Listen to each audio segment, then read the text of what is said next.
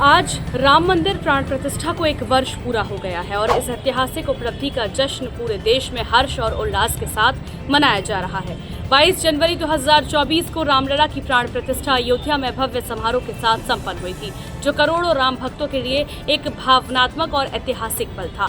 राम मंदिर निर्माण समिति के अध्यक्ष नृपेंद्र मिश्रा ने कहा कि मंदिर निर्माण के कार्य में किसी भी प्रकार की बाधा नहीं आई और सभी श्रमिकों और अधिकारियों की मेहनत से यह परियोजना निर्धारित समय के अनुसार आगे बढ़ रही है। उन्होंने यह भी कहा कि राम मंदिर का निर्माण केवल एक धार्मिक प्रतीक नहीं बल्कि करोड़ों भारतीयों के लिए गर्व का क्षण है।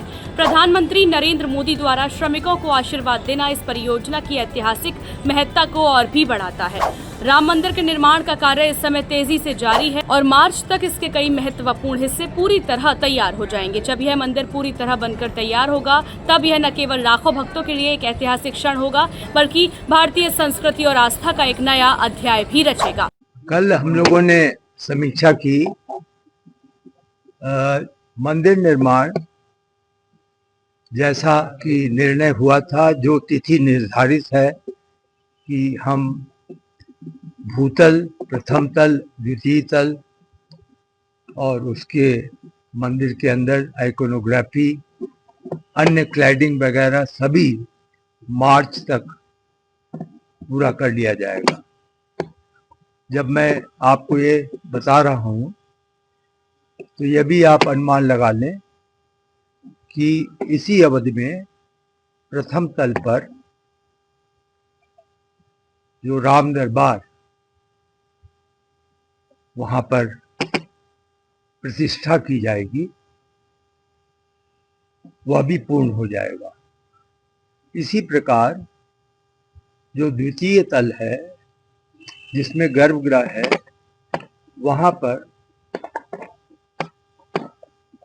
यह निर्णय वर्तमान में है कि जो भी राष्ट्रीय और अंतर्राष्ट्रीय स्तर के रामायण पुस्तिका जो सामान्य रूप से प्रचलित नहीं बल्कि कहीं कहीं पर उपलब्ध है, उसे हम प्राप्त करेंगे और उसे हम द्वितीय तल के गर्भगृह में रखेंगे।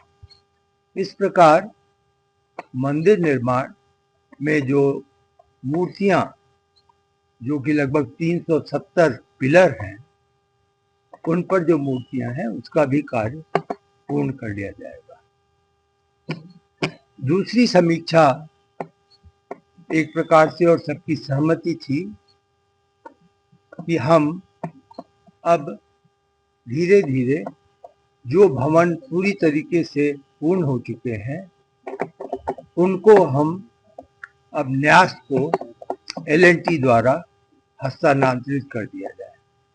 इसमें मुख्य रूप से जिन्हें चिन्हित किया गया है वह जो STP सीवेज ट्रीटमेंट प्लांट का निर्माण है, जो WTP यानी वाटर ट्रीटमेंट प्लांट है, फायर का पोस्ट का जो भवन है, जो इलेक्ट्रिकल सब स्टेशन के भवन है, उनको अगले 15 दिन में हस्तांतरित कर दिया जाएगा। उसके बाद न्यास की पूरी जिम्मेदारी होगी कि उसका वो ऑपरेशन और मेंटेनेंस करें। तो एक तरीके से आप यह अनुमान लगा सकते हैं कि हम जहां कार्य की पूर्ति की दिशा में जा रहे हैं और अपना लक्ष्य रखा गया है कि सितंबर तक अधिकतम निर्माण कार्य पूर्ण हो जाए, उसी में दिशा में हम यह भी चाहेंगे कि शनय शनय जो हमें वहाँ पर पूर्ण करते हुए निर्माण कार्य हैं जो हमें मिल रहे हैं वो हम न्यास को दे दें। कल यह भी निर्णय लिया गया कि लगभग 20 एकड़ भूमि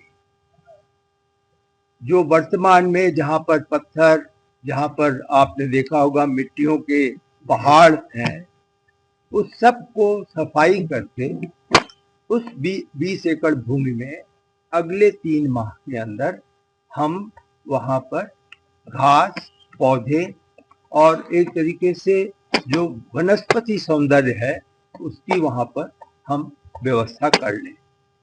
इससे यह भी संभव हो सकेगा कि फिर एक निश्चित क्षेत्र में ही मूवमेंट निर्माण कार्य का सीमित हो जाएगा।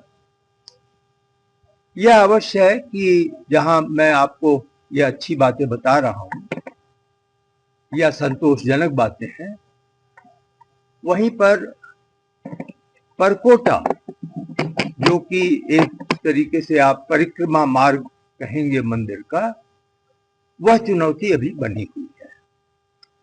उसमें जो कल मैंने आपसे निवेदन किया था कि लगभग 3 लाख से ऊपर 3 लाख क्यूबिक फीट से ऊपर पत्थर अभी लगाए जाने हैं। इस कार्य के लिए अनुमान तो पूरी तरीके से हम प्रयासरत होंगे कि जून तक यह कार्य पूर्ण हो जाए, लेकिन हमारे अन्य L&T और टाटा के सहयोगी इस प्रकार का परामर्श नहीं दे पा रहे हैं, या एक तरीके से आप कहें कि आश्वासन नहीं दे पा रहे हैं। वह यह समझते हैं कि यह 3 माह और आगे कार्य बढ़ेगा। हम देख रहे हैं, हम सभी एक साथ प्रयासरत हैं। वहां पर श्रमिकों की संख्या कैसे बढ़ाई जाए, पुनः कल इस पर विचार विमर्श किया गया है और L&T से निवेदन किया गया है कि वह अपने मुख्यालय को लिखें कि श्रमिकों की संख्या यहाँ पर बढ़ा दें। इस ऐतिहासिक दिन को और भी खास बनाने के लिए अयोध्या में भव्य पूजा अर्चना, भजन संध्या और दीपोत्सव का आयोजन किया गया। जय श्री राम के गगनभेदी नारों के साथ आज पूरे देश में उत्सव जैसा माहौल है।